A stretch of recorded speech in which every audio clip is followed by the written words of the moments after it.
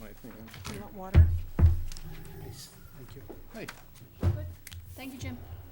All right, welcome, everyone. I'm gonna call the meeting to order at like 7:02. Brian had to head out of town on a family emergency, so I'm chairing tonight. Let's see, approval of the agenda. I'll move. Thank you, Laura. Second. Thank you, Farhad. We do have a need for an executive session, for personnel and contracts. Okay. No, we have one minor motion change, but it's in our folder regarding the signage. But everything else is staying the same, right? Mm-hmm. Okay. Any other comments, questions on the agenda? No. Okay, all in favor, please say aye. Aye. Any opposed? Okay.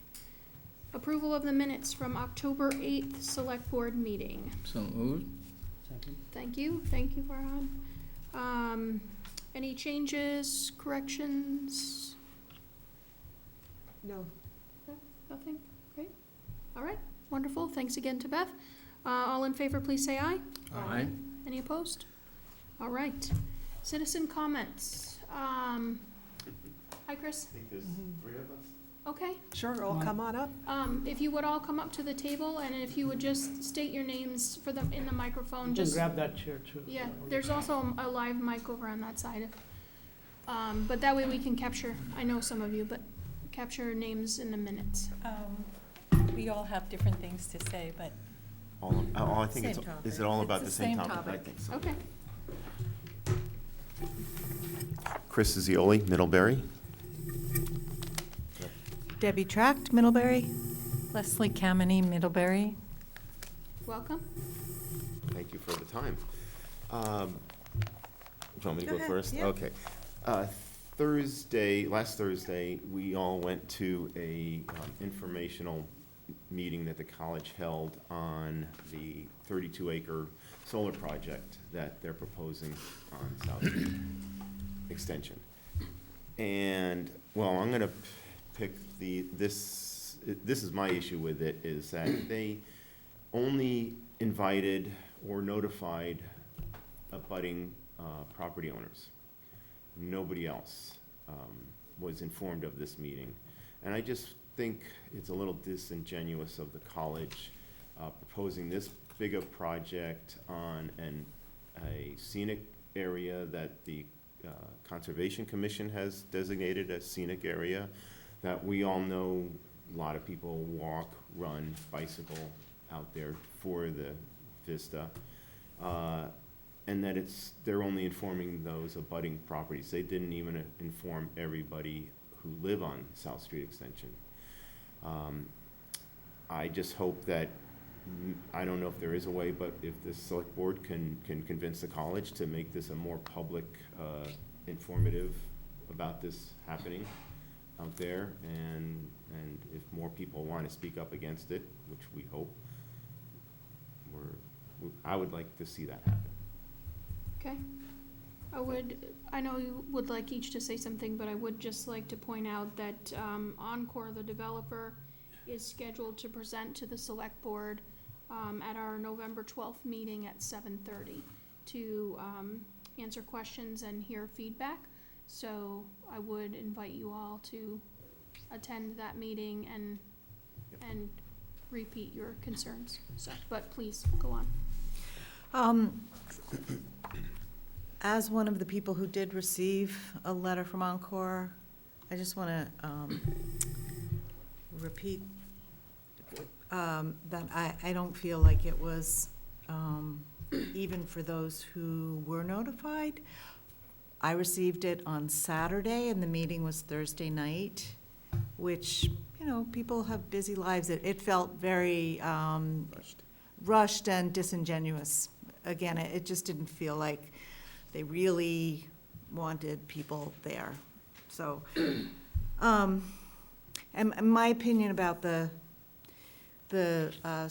proposed solar array, I live on the street and I watch countless people come by daily using this area as recreation, a place to go for peace and enjoy the beauty of Vermont. Daily, there are just dozens of people who are walking, biking, running on that road. And I just wanted to just quote one thing from the letter. When they talked about site selection, they said that they chose a site because, to host a generation resource on college-owned land, granted, preference towards a project location which is minimally visible from public roads and viewpoints. And I have to say that I don't think they, I don't think that's true, because it is a public road, and it is one of the most beautiful spots in Middlebury. So I just feel like, and we did attend the meeting on Thursday night, so we did hear Encore's presentation, and it sounded like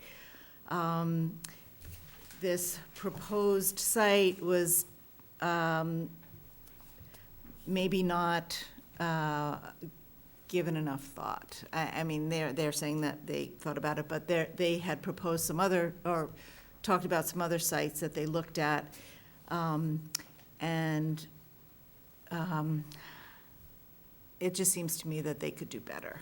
So my feeling as a resident of Middlebury, I'm asking for your help in supporting the community and one of the community's most beloved spots. It's really a beautiful spot, and the college talks about wanting to have good community relations, and I think that they need to hear from us that if they want to have good community relations, they'll consider the fact that many people from the town use that area as a place of recreation. Okay, thank you. Leslie? So, one thing I found out was that this is a solar array that's 5 megawatts, and there aren't very many in the state of Vermont. And it's really hard to find them, but I did find a few, and what I saw was that they're usually built on land that is not developable. And so you would see, like in Jericho, one was built, in Brattleboro, one was built on a landfill, and in South Stratford, one was built on a brownfield, considered a Superfund site. There, you find solar arrays, large ones, in South Burlington, that's on another closed and capped landfill. I think the idea here is that this very large array is being proposed on a private land, of course, but on an area that this year was still being farmed, that there is no real benefit to this solar array to the town, except that the college benefits. And this is another point that you see in these large arrays, that the communities benefit somehow from these extremely large arrays. We're talking 32 to 37 acres of land, 22,000 solar panels. Is it very large? So I think that the placement of the array intrudes on the bucolic nature of that area. The size of it is intolerable, and you just wonder if there isn't land, like parking lots, buildings, other alternative sites that might be used that don't intrude on this area, which establishes the character of the town. There was a gentleman from the Energy Committee Right. who mentioned a couple of times a brown field off of Exchange Street that he thought fit their bill very well. No, there's three-phase power there, which they said they would require. So it's actually another thing they would have to do is improve the power poles and power lines to this site from the college, or from wherever it is last, three-phase. So not just the array, but also more power poles, more bigger power lines. Okay. So, thank you all for coming and sharing your thoughts, and I would encourage you, if possible, to come back on the 12th and participate in that discussion, and we'll certainly make a record and forward your comments on to those who need them. Thank you. Oh, I sorry. mean, there is a process. They have to get a permit. Is that correct? They don't have to get a, They don't have to go through Act 250, they Yeah. Pardon? said. They don't have to go through Act 250, they said. There are two bodies that can comment on this to the Okay. Public Service Commission. It's the Selectboard and the Regional Planning Commission. Planning Commit. This is in the process. I mean, I guess I need to be informed on what the process is for constructing a solar array We're of this just, magnitude, which I agree with you is enormous, and therefore is not simply a matter of putting something in your backyard, although that has, people object to those things too.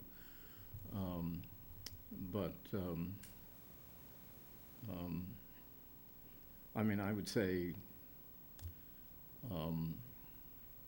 having been connected to the college, that it was certainly bad manners that they didn't have a full community public meeting, that they had I think probably a moral obligation, if not a legal obligation. I don't think they had a legal obligation. I'm sure their lawyers checked that out. But there are such things that go beyond just whether you're right, following the and letter they of the didn't law. even notify all the residents of South Street Extension, No, just the abutting. just the property. abutting, which I believe is, Kind of the low bar.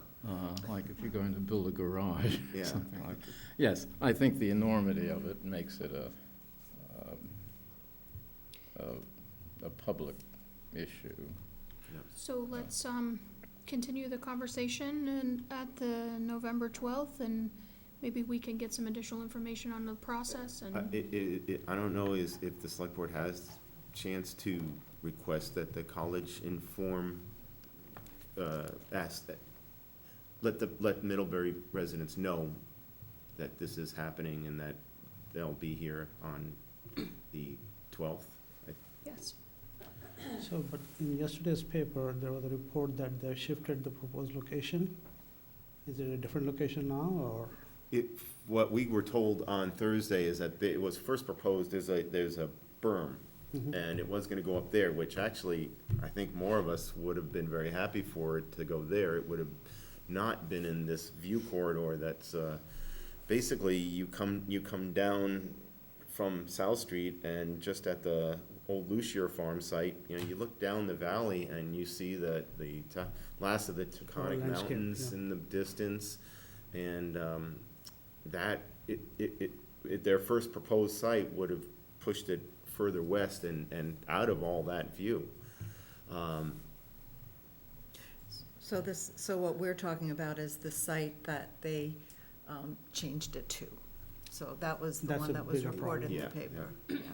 And so that brings it further east, and so that you cannot miss it when you come down the I hill. have the map up here on the screen. Just, this is a Google map, Chris, if you wanted to point out the general location of that.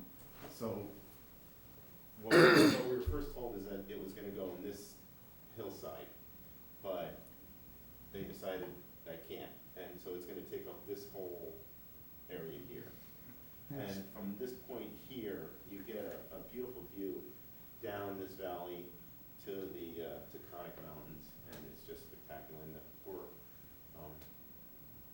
Mike Roy and his wife Lisa will have a spectacular view of solar panels, and so will any farm and everything you. And the Regional Planning Commission did not like that first site because it was seen by Route 30. They said it was something. seen from Route 30, but you can't see this from Route 30. I've looked. You can't see Route 30 from here. Okay. Laura, did you have a question, or? I was just going to say that there is a process and there is an opportunity for public input, which we just spoke to, because they do have to come to the select board, and the Addison Independent has covered the story, which is good, and they do they have waves of notifications, and admittedly, you didn't get a lot of notice being notified on a Saturday of a Thursday meeting as the abutting landowners. That was unfortunate, but I'm glad that you're here to comment as you have. And just playing devil's advocate, on this in terms of seeing these solar arrays, even very large ones, because what we're told is even though they're on agricultural land, the agricultural land could still be used. They can be removed, so the land can be restored. And some people think it's wonderful to look at these large arrays because they're part of the solution, and we live with that. And do we weigh that, when we're making these choices? That said, I think Encore, thanks to you and others, are really thinking about, are there other possibilities before we take away this view shed? Are there brownfields? And Howard, who's the head of the Energy Committee, definitely pointed them to that. I'm not sure if that's large enough, but you're right that having access to phase 3 power is very important, and it doesn't even have to be in Addison County, this array. Right. Middlebury College could locate it anywhere in the state of Vermont, in Green Mountain Power territory, and still have this. That's what the co-op does right now. It's not on their property or even in Middlebury, but they can still benefit from that array, offsetting their Misty electric. Knoll, yeah. I have one more comment. Sure, And and this then is, I gotta try to, yeah, it's kind of a The agenda question line. of who's running this process. Is it Encore or is it Middlebury College? I'm a little unclear about that. And we looked up Encore, and they were talking about the work that they do, and they prided themselves on the fact that they do a lot of solar arrays in parking lots and on top of buildings. And that being the case, Middlebury College has quite a number of both of those. And so they did say that that would be more complicated, but, then you're weighing the cost. So I just, Yeah. Thank you. And are we willing to sacrifice the two homeowners who will be 1,000 feet from this huge solar array? It's a very hard question because it is alternative energy and which we all helps the support. planet. So this isn't a matter of no solar. Thank you for your time. yeah, Thank thank you you. all for Thank coming. you. Okay, let's move on to request for change order for the Pulp Mill Bridge Road, Seymour Street sidewalk project, for retaining wall cap and stockade fence and rapid flashing beacon. Kathleen, you wanna? So you have in your packet 2 change orders for Don Weston. As you know, the project is complete, but there were several changes made along the way, including the rapid flashing beacons, improvements to the top of the retaining wall on Seymour Street, and some stockade fencing on Pulp Mill Bridge Road. These were reviewed by Adam and me on site, and we're still under budget, even with the change orders proposed. So if you would be so kind as to approve these so we can seek reimbursement from the state. This is a paperwork item. Okay, Well, they did a really good job on that sidewalk. I mean, it's fantastic. I see the usage is quite high, and there's no argument about this. So I'll make the motion to approve change request number 1 for Pulp Mill Bridge Road, Seymour Street project at a total cost of $21,920.97. Second. thank you. Any other comments, questions? All in favor, please say aye. Aye. Any opposed? Okay. Then I'll follow that through with a motion to approve change request number 2 for the Pulp Mill Bridge Road Seymour Street Sidewalk Project at a total cost of $19,809.40. Second. Thank you. Any comments, questions? Okay, all in favor, say aye. Aye. Any opposed? Okay.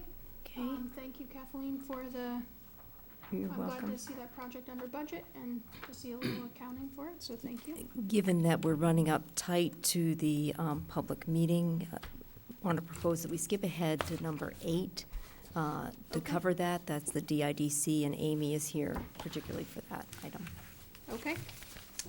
So, consideration of sidewalk frames for events during the downtown bridge construction project. So, So the DIDC had approved a request from the chamber to purchase some sidewalk frames to use in lieu of the banner over Main Street, as the banner over Main Street will not be allowed during the downtown construction. Earlier today, Heather was in touch about possible permitting restrictions or conflicts, and in researching that in preparation for tonight's meeting, we have been investigating relevant select board policy and permitting issues that could have an impact on where the frames, if approved by the select board, could be legally installed in the downtown. There is more work to be done on matters such as where the town's right-of-way lies within the project area, whether a master sign permit exists that could facilitate the placement of the signs, and whether the select board should consider temporarily amending its policy regarding the placements of signs on public property. We therefore are proposing that the board delay its consideration of the DIDC's budget request until the November 19th meeting, or sooner if possible, to give staff time to complete its investigation and engage counsel in reviewing its findings.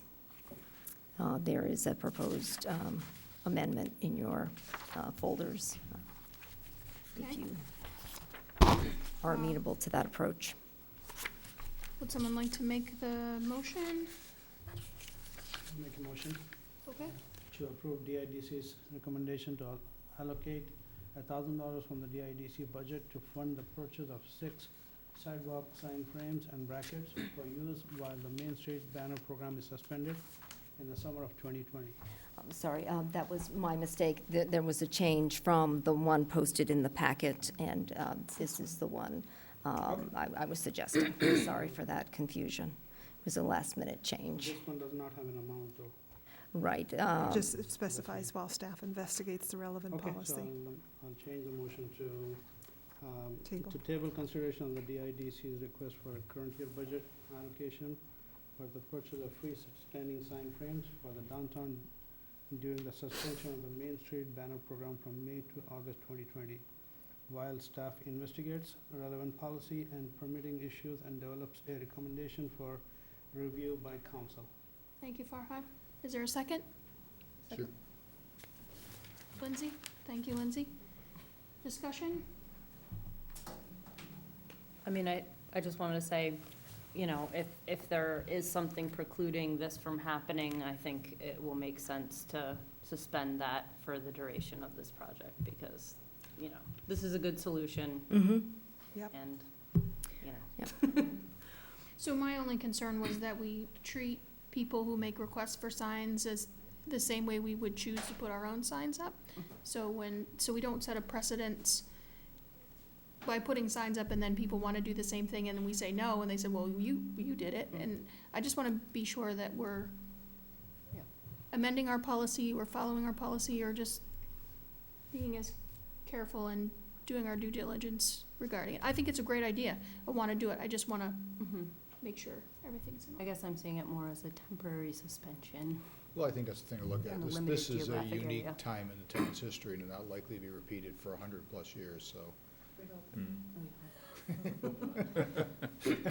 This will help us clarify our right of Realist. way. not sure. I didn't have a chance. So we're to- we're gonna look at the project maps, and the master sign permit. The Agency of Transportation has a sign permit for signs within the construction area. Don't know if these might be covered by that, which would be a nice side benefit. Okay. Okay.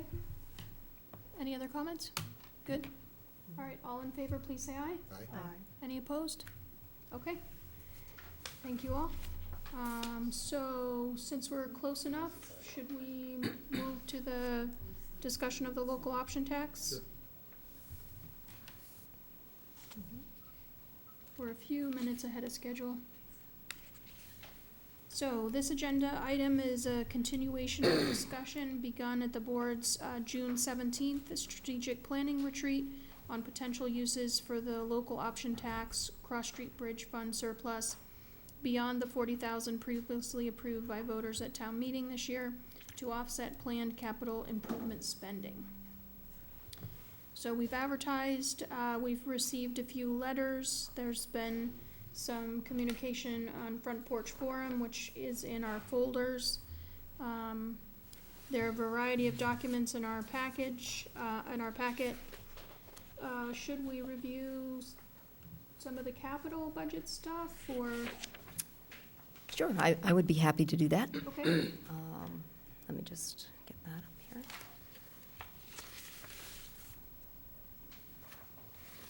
So as Heather mentioned, the town voters approved the use of $400,000 out of the $500,000 projected annual surplus for use in the capital budget. The Infrastructure Committee just finished its review of the proposed capital budget for the coming fiscal year, and that budget recommends continuing the $400,000 allocation from the Cross Street Bridge Fund / local option tax surplus, and additionally, as we discussed at the June 17th meeting, taking additional funds for 2 one-time special community projects, those being $100,000 for sidewalks, lighting, and amenities in the downtown as part of the downtown bridge construction project, and also $57,040 for the rail platform project. So a concise summary of the capital budget as approved by the Infrastructure Committee, recommended to the Selectboard, is shown here on the screen. And a couple of other things that the board discussed, that it wanted to see increased funding for our paved road program, which was approved, a nice bump, $40,000 bump in that item, and also a bump in sidewalk funding, such that we catch up to the $176,000, which it would take to have all of our sidewalks annually, not annually, but on a planned replacement program. Heather, anything to add? I can't think of anything related to the capital budget that I would add. I think that's a great summary. Does anybody have any questions about the capital budget that you want to ask, or? Okay. So just to repeat a little bit, last year you boosted capital improvement spending, used $400,000 from the Cross Street Bridge Fund local option tax surplus, and the Infrastructure Committee is recommending the same thing, the $400,000 this year, plus 2 special projects. Okay.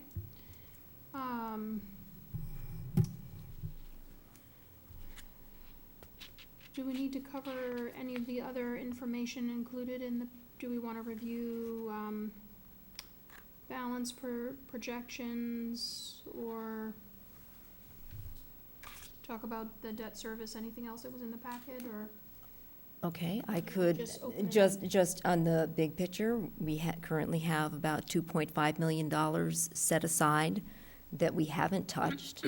So this discussion is going to entail, do we start to use some of that $2.5 million for other projects? Or do we continue to hold it in reserve? If we do want to go forward in using that money, what policies will we have? What minimum balance would we like to carry going forward to plan for contingencies with the bridge?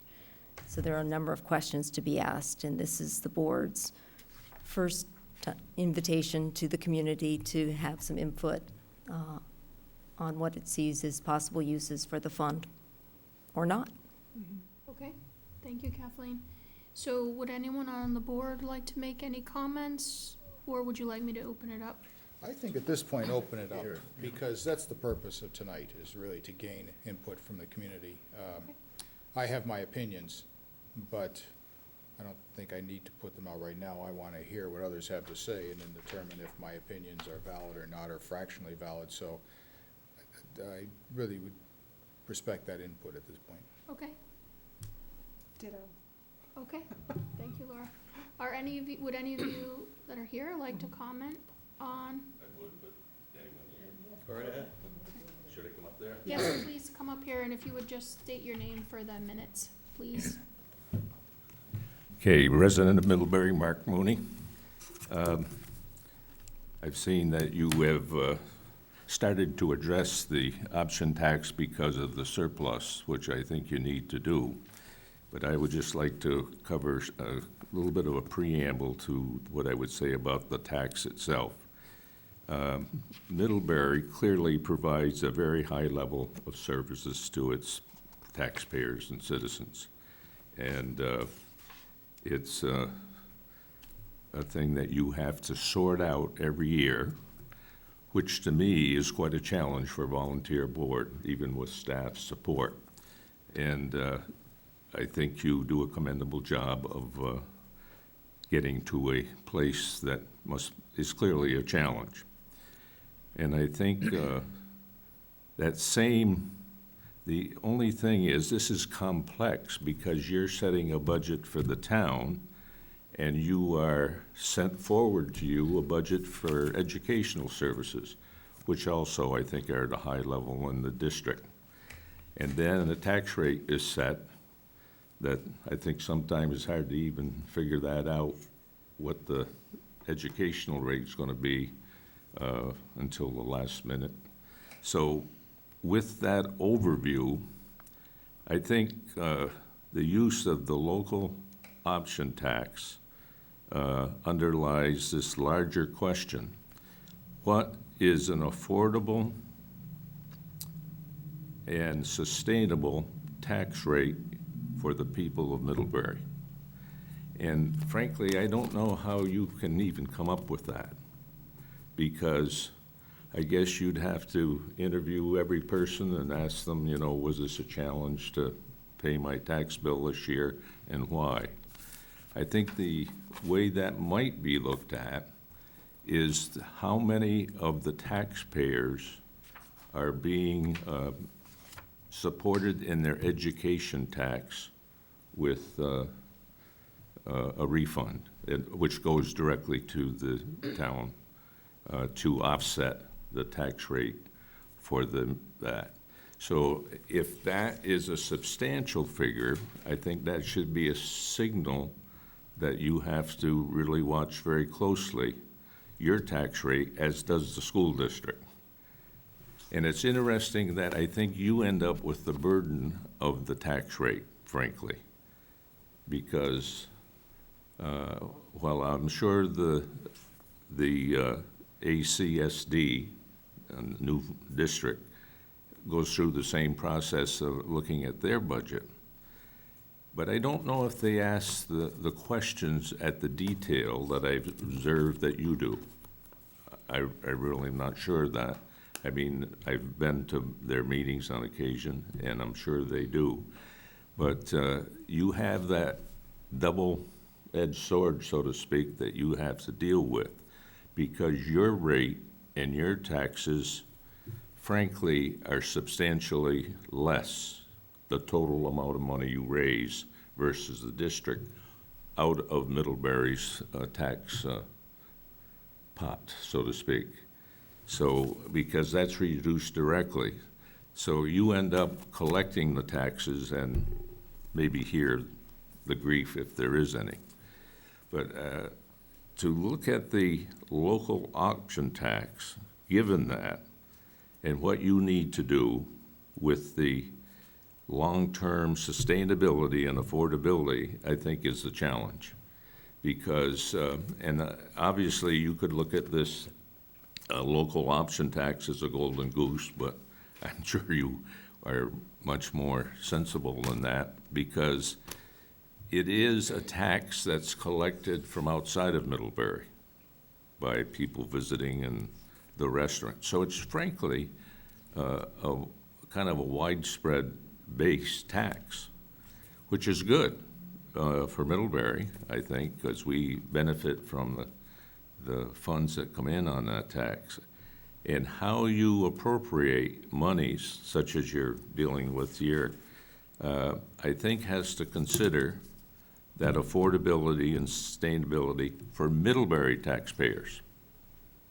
Middlebury taxpayers. I don't think you have a responsibility to worry that you're collecting the tax from outside of Middlebury, because frankly, Middlebury provides a ton of services to the area.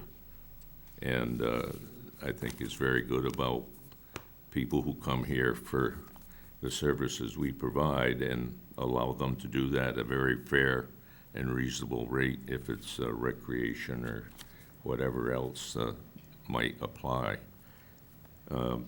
So in looking at the 2.5 million, I find that a pretty substantial sum. It's similar to the fund that the fire department had, right, at one time. That one sticks in my craw a little bit, that we didn't get money from the college for the ladder truck, because I think Middlebury is such a hub that we bear a substantial proportionate burden of taxes. Now, I'm not saying the taxes in each of the other towns are such that the taxpayers think they're fair or not, but they don't have the services that we provide at a high level because they think they understand they'll use state or local or some of our services. So how do we look at that 2.5 million as we move forward? Is there any thought on what the requirement was for a repair level fund in the long term for the bridge? Yes. Do we have that figure? We do have a 30-year maintenance schedule on that. And generally, most years, it's $5,000 or $10,000. There are some significant increases at some time for paving it, doing some joint work. I can get you the complete maintenance schedule if you'd like. I did it. It's once every 5, 10 years. Yeah, but we do have that info. Okay. Have we taken on the full responsibility of maintaining that bridge versus the state? The state is going to be paving it in 2021. Okay. They'll pay for that? Okay, good. I'm glad, because we were unique in the fact that I don't know of any other town in the state that's taken on this kind of a burden with the help of the college. I understand that, which is a big deal. And then say, you don't owe us a cent for what we took on. And but I think we have to look at the taxpayers as also something that could benefit. They're paying for it. Should they get some back or credited? I think you're basically doing it indirectly when you're paying for the services you budget. That's the effect. You say, hey, you're not going to pay $400,000 more divided among the taxpayers. But I'm just wondering if there's some way to rebate people, taxpayers, not unlike the state does for education. In other words, but I don't know how you go there, frankly. That's a tough one. To try and say, okay, because you're getting a rebate for your education taxes, it seems to me you have proven that you're in need of support on your taxes. Because this could grow and grow and grow, which is wonderful on one level. But will it then become a source for infrastructure improvements, which I think is pretty logical overall, but dependent on this tax in the short and long term?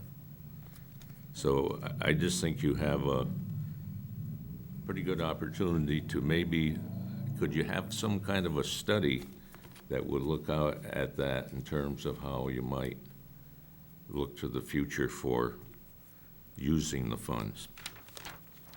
That's basically what I have for thoughts. Okay, Okay, thank you. thank you. Appreciate your comments. Thanks for Okay. coming. Robin or Fred, did you want to comment?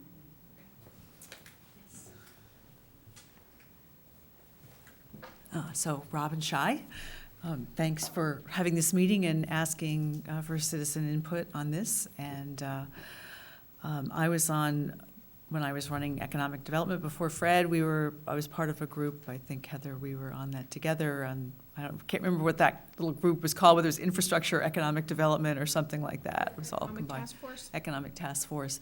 And we talked about this money at that time and thinking about ways that we could use it. And one of the things that we thought about then, and I've thought about since, and I know there's been conversations on Front Porch Forum as well, and that is, the Cross Street Bridge is infrastructure for our town, and so are things like our water supply, our infrastructure for our town. And so I think about what's happened over the last, 3 years, 5 years out on Exchange Street with water main breaks and businesses having to close down. And that, to me, is a serious infrastructure problem. And I would really like to see the town consider dedicating some of this money to those kinds of infrastructure improvements.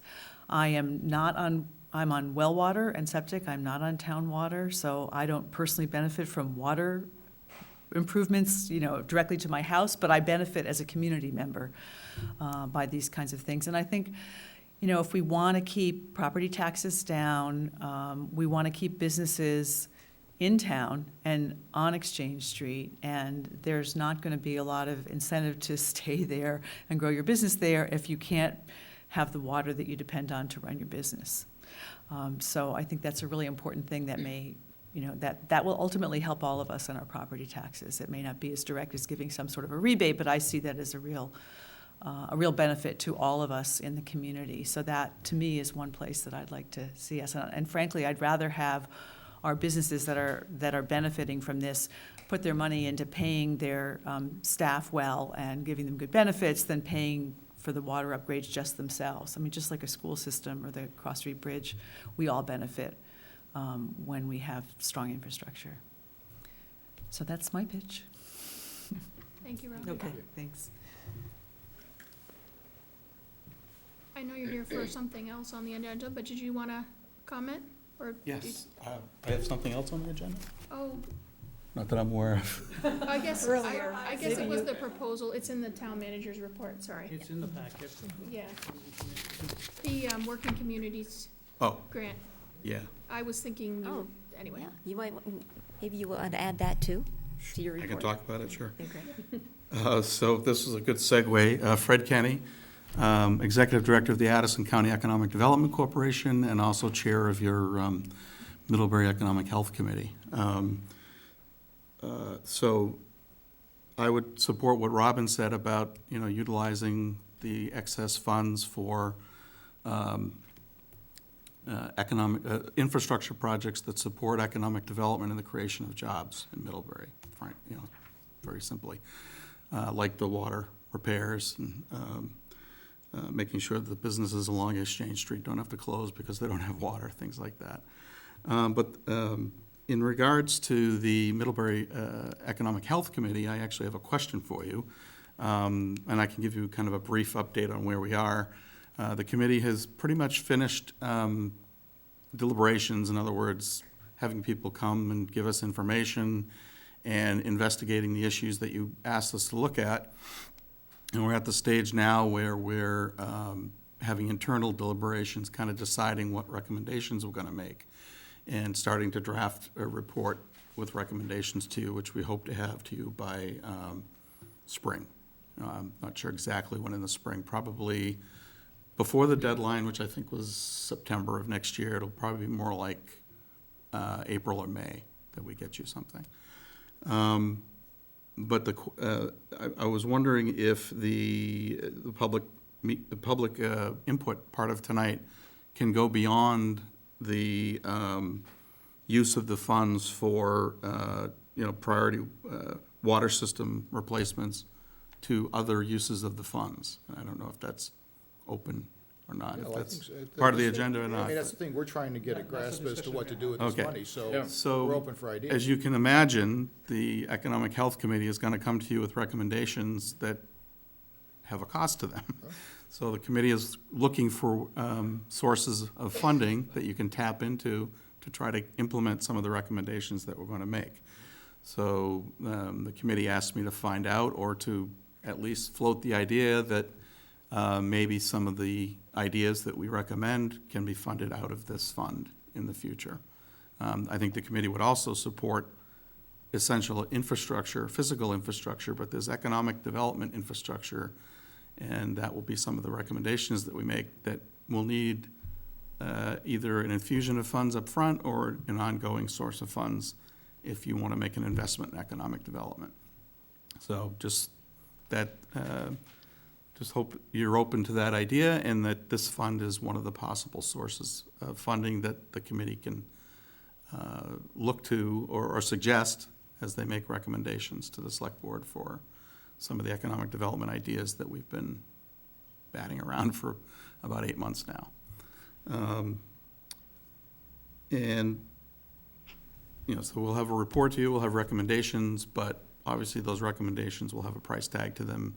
And so we'll be suggesting a couple of different sources, one of which I think will be this, the Cross Street Reserve Fund and the option tax. So you want me to comment on the Working communities. working communities? Sure. So the Boston Fed put out an RFP. For several years now, they've been funding economic development projects in the cities in New England, and kudos to our Agency of Commerce. They went to them and said, what about us? What about the rural areas in New England? So they took a program they had going called Working Cities and changed it a little bit and call it Working Communities. And they put out an RFP, and they're taking applications for planning grants. They'll do 6 planning grants at $15,000 each. And the 6 areas that get the planning grants are then eligible for 3 $300,000 implementation grants. It's $100,000 a year for 3 years. So we got a group of people together, a lot of countywide people, and decided on a kind of a focus that we can all agree on, and put in a letter of intent that we'll file an application, which is due December 13th. And they're not looking for projects. They're looking for, kind of game-changing ideas to make system changes. And that's the hardest part, is coming up with what exactly that's going to be. But the letter of intent is in, and so we're going to have to get back together and really put together the application for the planning grant, which is due in December. And then, as I said, if 6 communities will get those, and of those 6, 3 will get the larger implementation grants. But we got a good group of people, from different organizations, most of the communities, and different perspectives. And we're going to try to win one of those grants for the region. So Great. it's an Addison County-wide effort, but Middlebury and Virgins were listed as priority communities in the application process. Great. Thank you for doing that. All right. So you're still thinking about what that big idea is? That's what you're saying? The letter Well, of we intent? have expressed an idea of what we would do. We just got to now work on all the details of what it really means. And what You know, is- we got 50 words. Oh, The yeah. proposal was, that we could put in, you could put in 50 words, and that was Right, it. right. It's hard to express exactly what we want to do. In a little bit less than 50 words, it is empower individuals and organizations to build and strengthen community, family, and economic resiliency while increasing low to moderate incomes and mitigating carbon emissions. We will focus on efforts that increase opportunities for all by connecting, catalyzing, educating, and celebrating the diverse peoples that live and work in Addison County.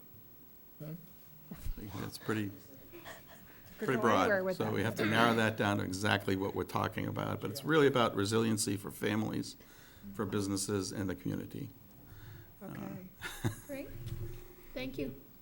All A right? lot to work with there. Yeah. Thank you for your comments on the Cross Street Bridge. Sure. Appreciate it. More to come. Thank you. Is anyone else here to comment on the Cross Street Bridge surplus? No?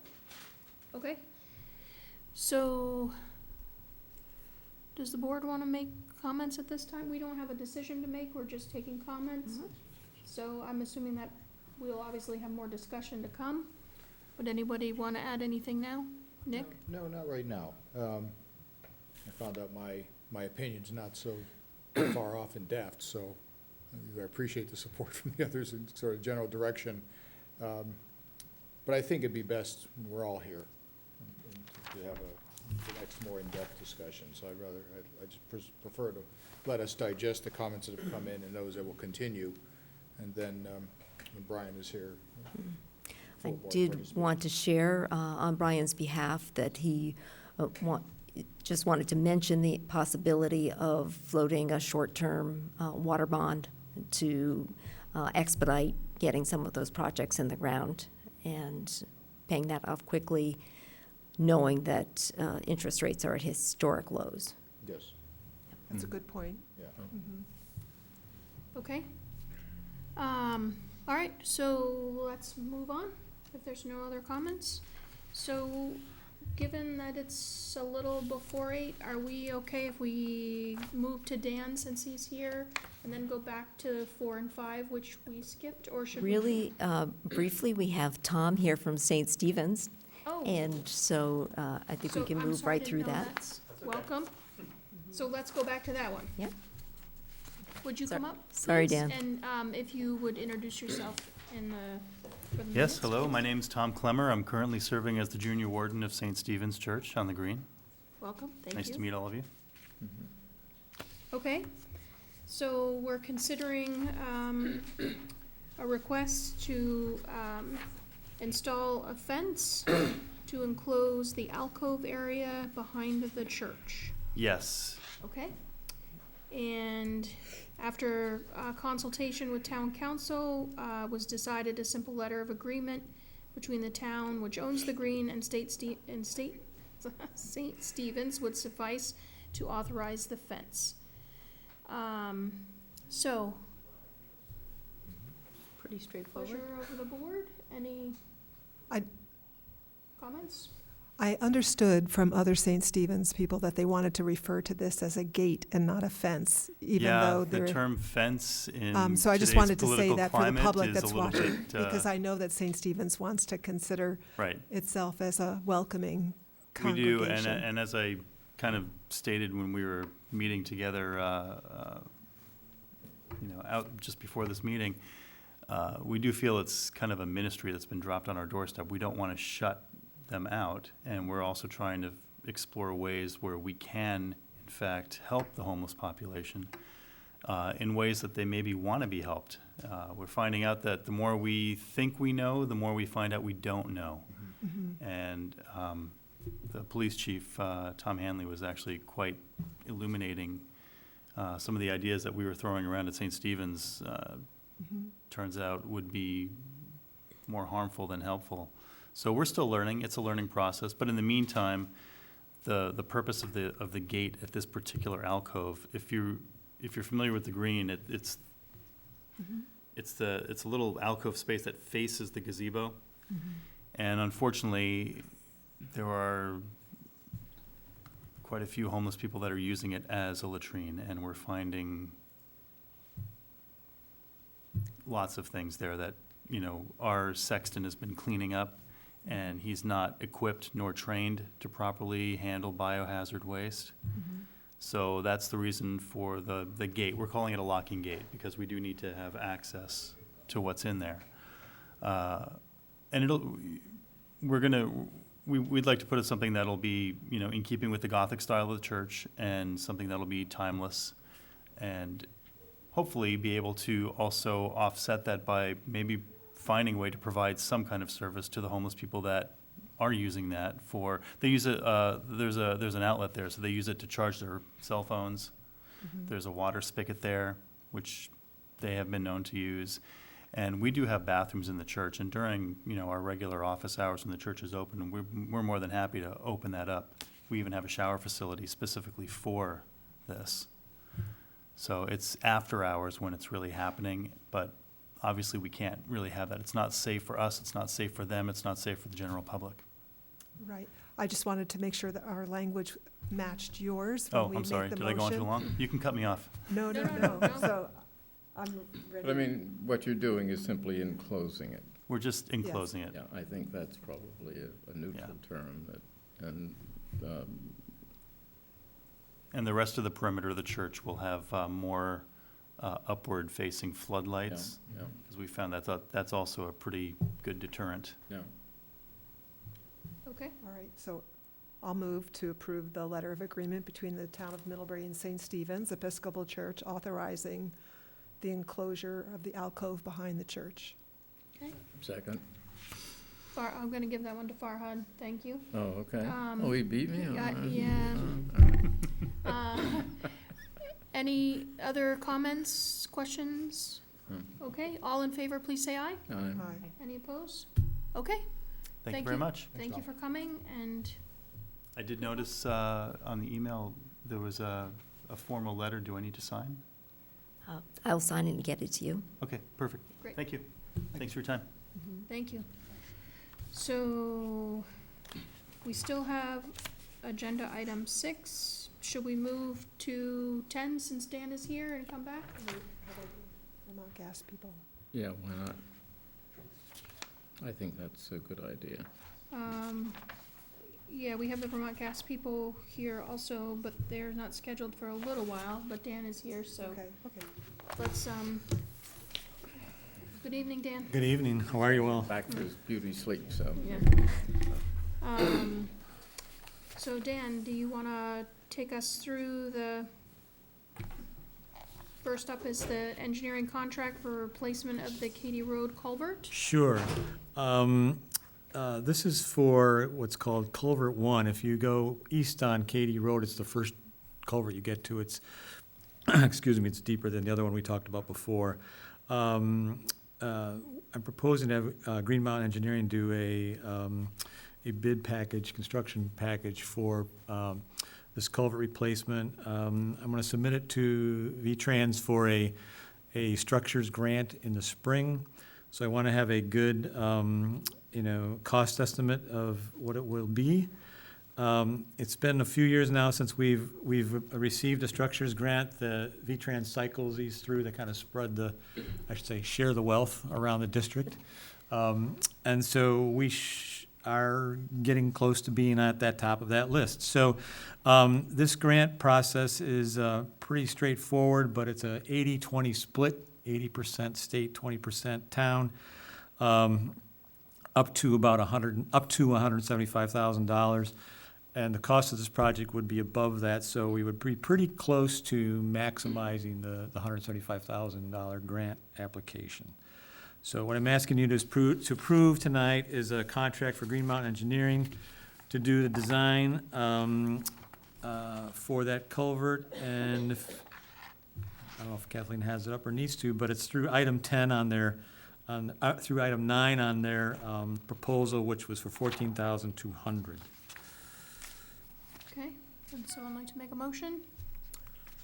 I'll make a motion to award a contract to Green Mountain Engineering for the replacement of culvert 1 on Katy Road through the bid phase of the project for a total cost of $14,200.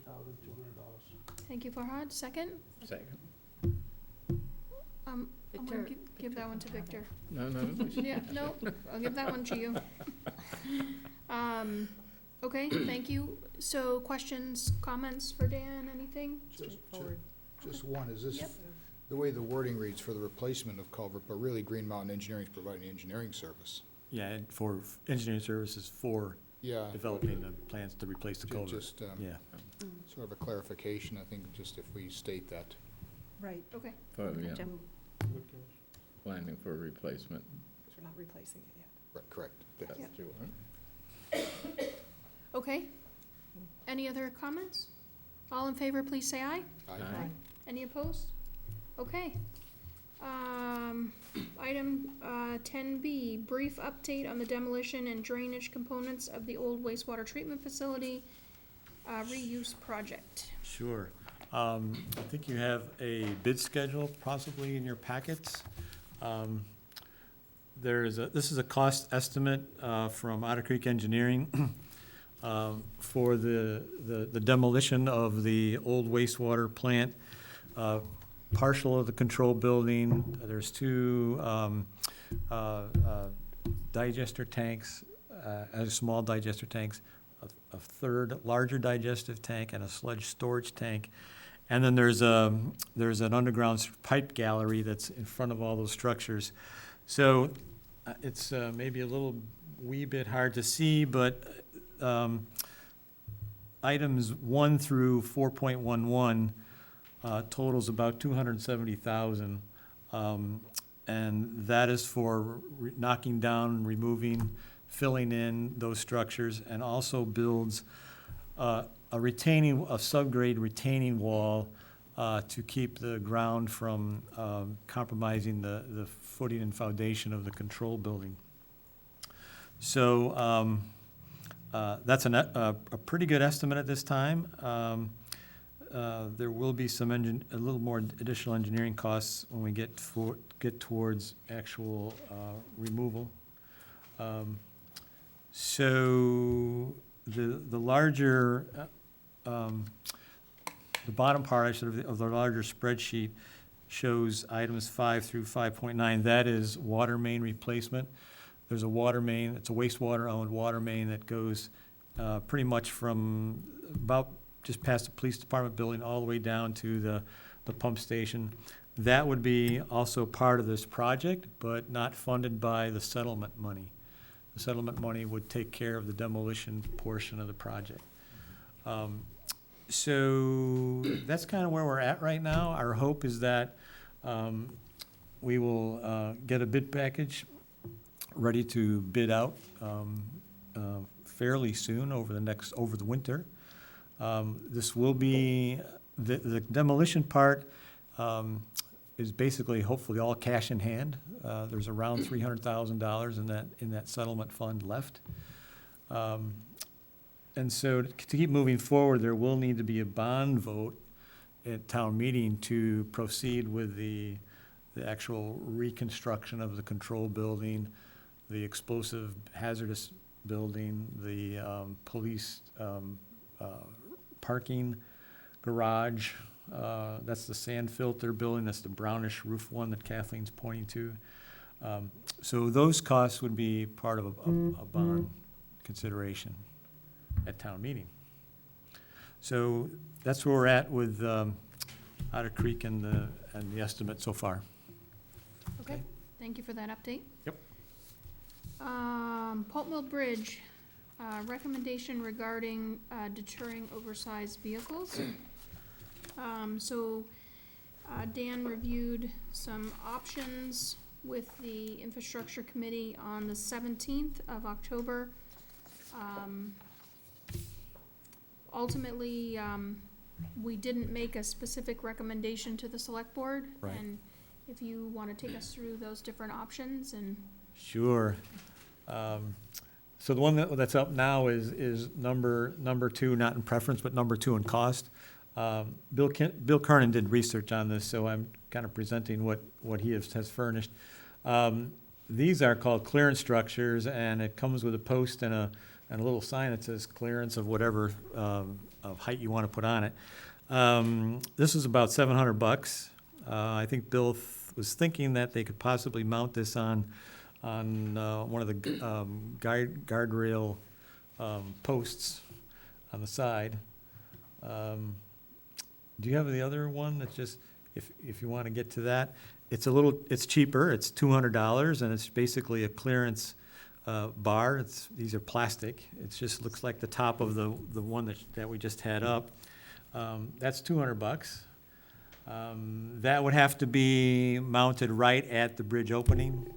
A little concern is that, yeah. Huh? It'll be too late. Yeah, exactly. And hopefully nobody snags it, but yeah.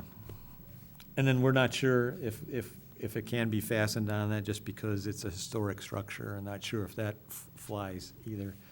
The third option was a specialty warning solution, pretty much over the top, and so is a price tag. It's about $40,000, but it's basically an interference, light beam interference between two signs, and if your vehicle hits that interference beam, then it sends off all kinds of warning signs and lights and yada yada.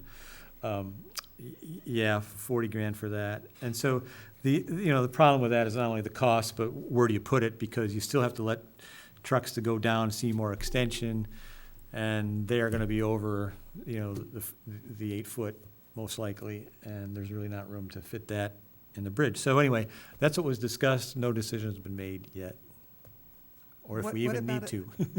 What about a warning sign by Bordeaux Brothers? Well, there are already 8 foot signs that say what the clearance is, and V-Trans is going to do a electronic message board Right. for the 10 weeks. On both sides of the bridge, I hear now, is what they're Well, let's say we looking to wanted do. to continue that after the project. Yeah, we can talk about that.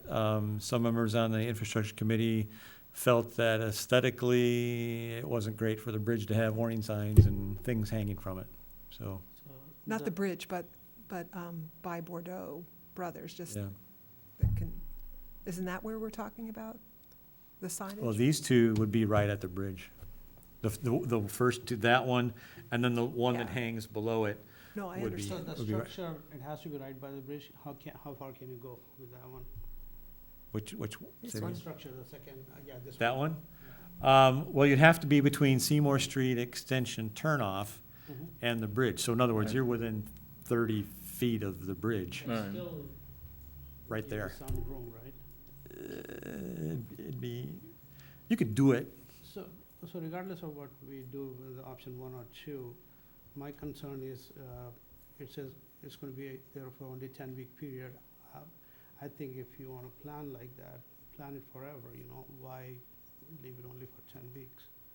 Because trucks are going to go there regardless of whether we have the construction or not, and somebody might still hit it, right? The bridge. Possibly.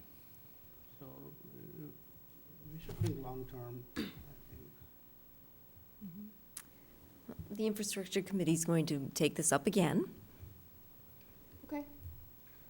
Yeah, what do we have for signage right now there? I was gonna go over there and look. I think there's one actually on the bridge, and then there's 1 or 2 before the bridge, back south on Seymour Street. Yeah, because I was 8 foot I was looking clearance. at the That was different always options there? in the meeting, and sometimes I'm wondering if we're not looking for a solution in search of a problem. Because the thing that's unique about this, and I've seen the examples, going to the most expensive, the thing with the flashing lights, and the example they showed would be a legitimate place for it, where you have a straight-through, fairly high-speed, direct travel to the point where your mind could be driven away from observing that overhead structure if you're driving a tall vehicle. This thing here, you have to intentionally slow down quite a bit.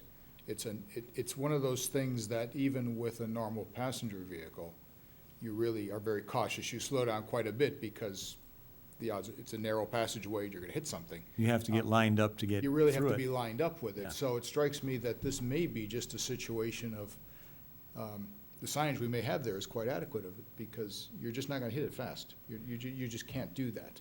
And you're lining up, and there's more of a thought process, it seems, as you're trying to funnel yourself through here than on a pure open road where you can get into that drone where sometimes those little details you overlook.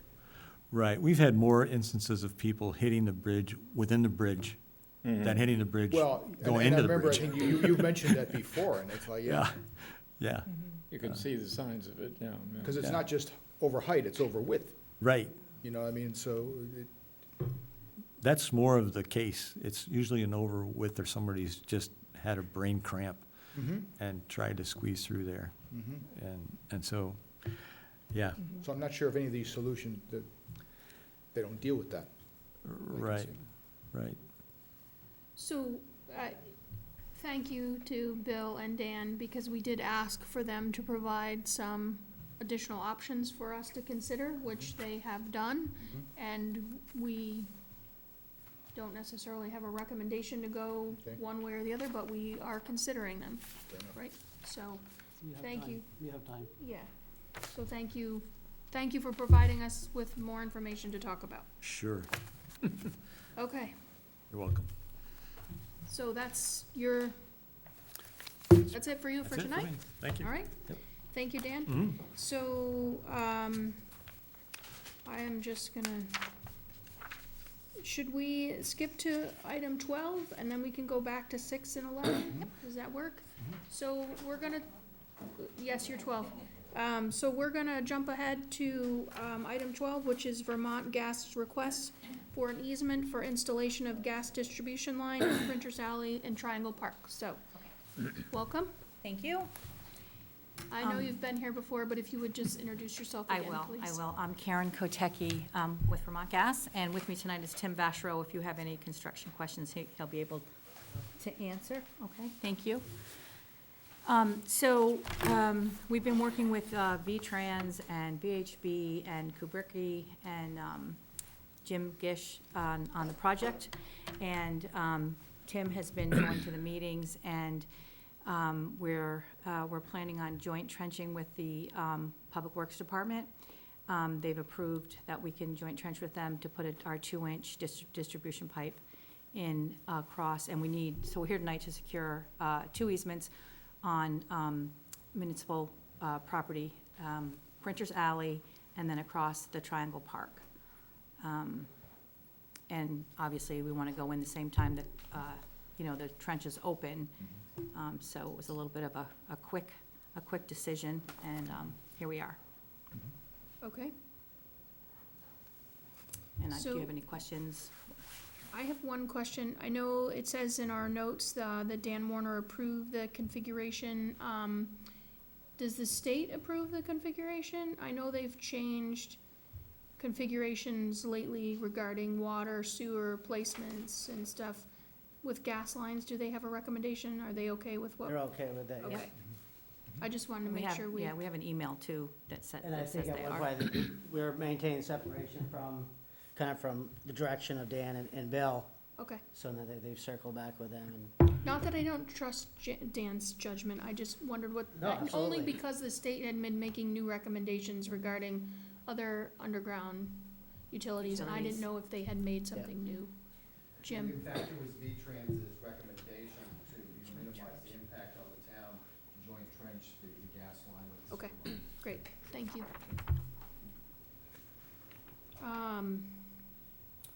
Works for me. Anyone else have questions, No. thoughts? No? Any- Laura?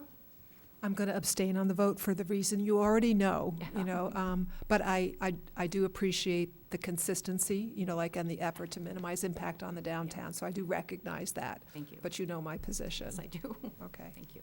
Okay. So would someone like to make a motion? Sure. Go ahead. Go ahead, you have an I move Your to turn. authorize Town Manager Kathleen Ramsey to work with the Town Council. No, wait a minute. Yeah, you're on Yep. course. Yeah, pardon me. To initiate the required 30-day section 1061, public notification process for the conveyance of town-owned property. Second? Thank you. Any other comments? No? Good. All in favor, please say aye. Aye. Aye. One abstention? Okay.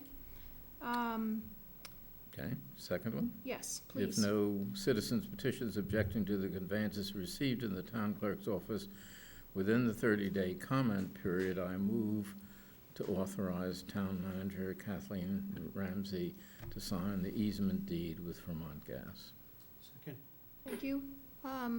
Victor and Farhad, any other comments? Nothing? Okay, all in favor, please say aye. Aye.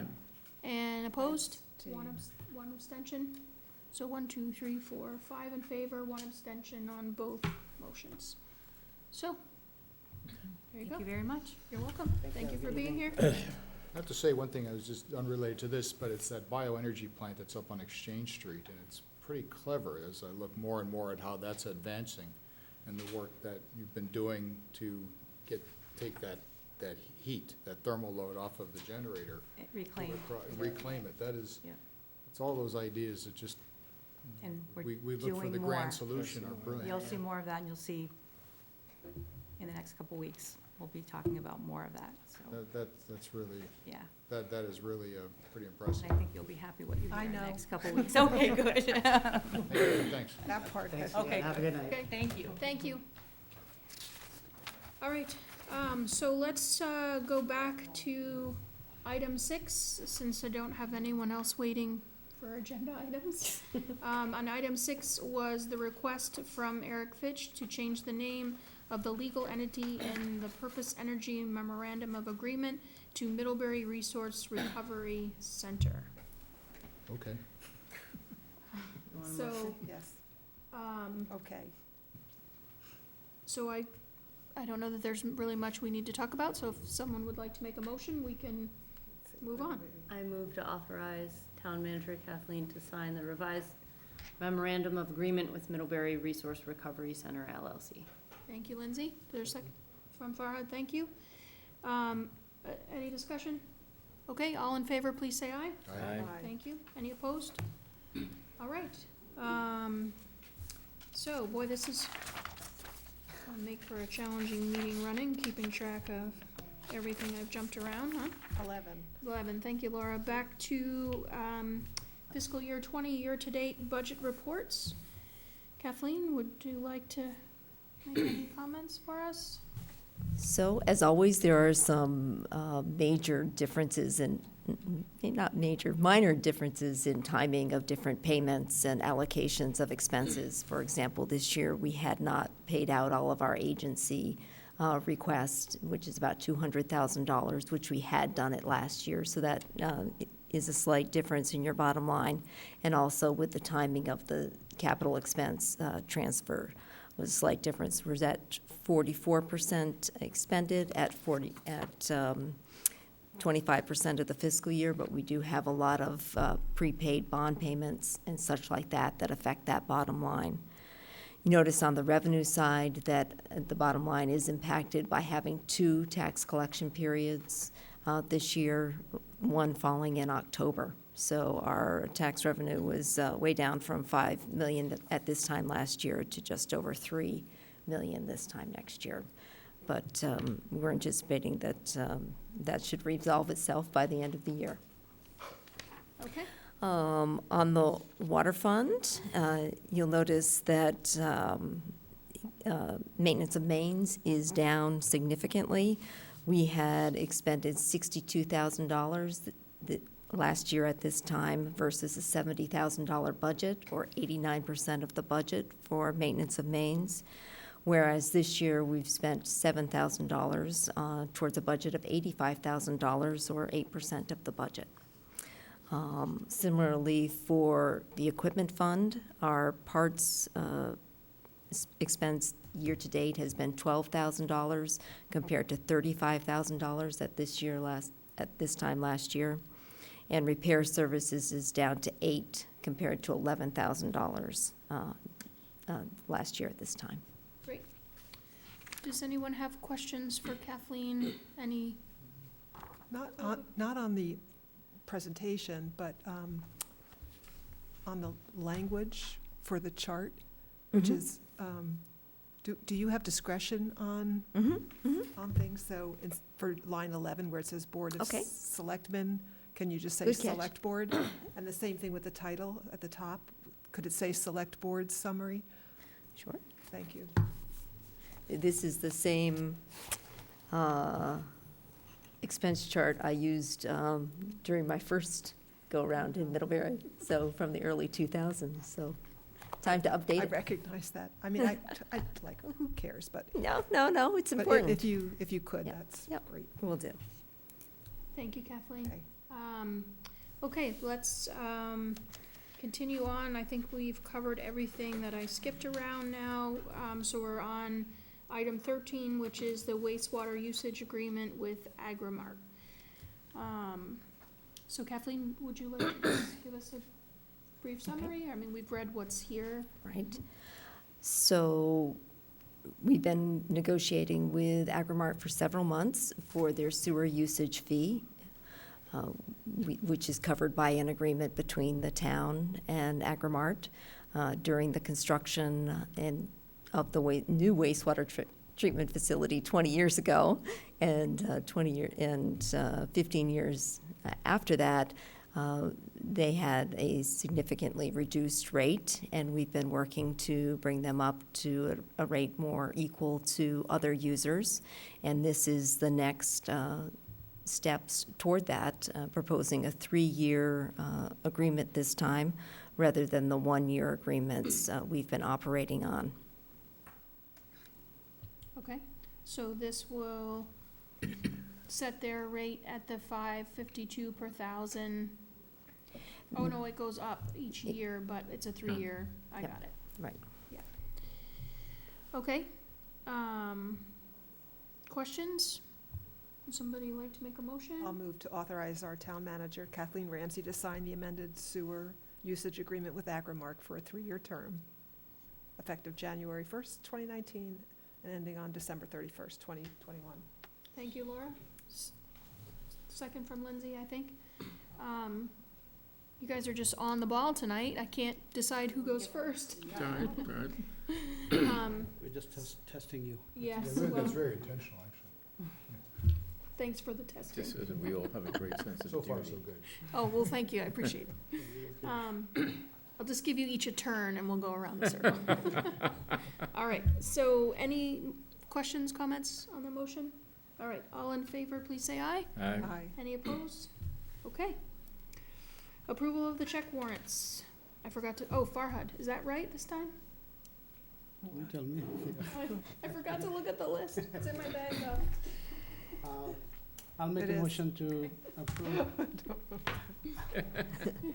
I'll make a motion to approve total expenditures in the amount of $7,911,900.03, out of which $7,707,917.92 goes for accounts payable, and $203,982.11 goes for payroll, ending for the period of 10/5 and 10/19. Is that all? That's all. Need more? Whopper. School tax. $6.5 million in education tax. I looked Okay. at that. Okay, second. Second from Nick, thank you. And any other comments, questions? Okay, all in favor, please say aye. Aye. Any opposed? Okay.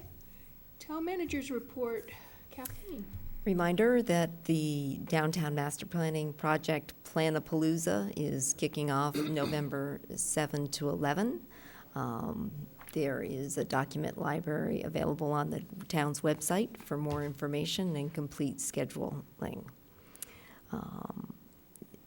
Ian DeGudis from the Vermont Agency of Transportation Operations and Safety Bureau acknowledged your letter of October 8th requesting a speed limit review of segments of Route 125 and Route 116 in East Middlebury. In response to the town's request, Ian reported that Vermont Trans Traffic Operations will conduct a traffic engineering study and forward a recommendation to the Vermont Traffic Committee, which sets speed limits on town highways. The town will be notified of the recommendation 2 to 3 weeks before the Traffic Committee meets, which is expected to be sometime this winter. Representatives of the town and other interested parties are welcome to attend the meeting. Also to note that the Addison County Regional Planning Commission set some traffic and speed counters out on Route 116 and Route 125. Their results of that traffic study are available upon request. I've also forwarded those to the Vermont Agency of Transportation to add to their study materials. In your packet is the BMP's third quarter 2019 activity report for the downtown marketing project. Fred explained his letter of interest for the Working Cities program. And finally, Small Business Saturday is coming up in November, and I have a proclamation for your consideration. Okay. Do we need to have a motion on that, or? If you'd like to have a motion, that would be Okay. good. Would someone like to make a motion to sign the Small Business Saturday proclamation? I move to authorize. Authorize us to sign it? Oh, authorize us. I know, I move that we sign the proclamation. Okay, thank you, Victor. Thank you, Farhad. Any questions? All in favor? Oh, Nick, were you gonna say something? All in favor, please say aye. Aye. Okay. All right. I was looking at that, some of those numbers so far in that study, and it seems like the simple recommendation is just don't let anybody drive at rush hour. Because it's interesting how those speeds just peak then. Okay. So, board member concerns. Farhad, do you have any? No, I just wanted to remind people about the event at the Hannaford Career Center, the Makery, what do you call it? That's it. Yeah. And the Which- repair fair, that's coming on November 14th, Thursday. So we should all go. Awesome. Yeah, we got a special invitation Yes. to be there for a special tour. Yeah, they have, I mean, like, 1 hour cycles, I think, it's from 4 to 8 PM. Okay, great. Thank you. Laura? I just wanted to let you know that I finished my tenure on the Actor Board and Tri-Valley Transit Board, so it's been a good run for me. I'll continue to advocate for them. Victor's cycling on now, and they've just been doing really good work to keep us moving.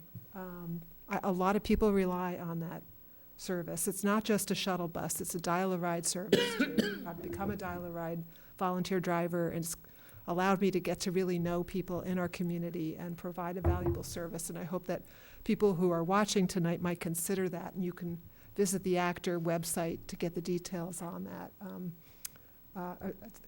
It's like Meals on Wheels, except allowing us to help shuttle people who need us to their medical services and shopping.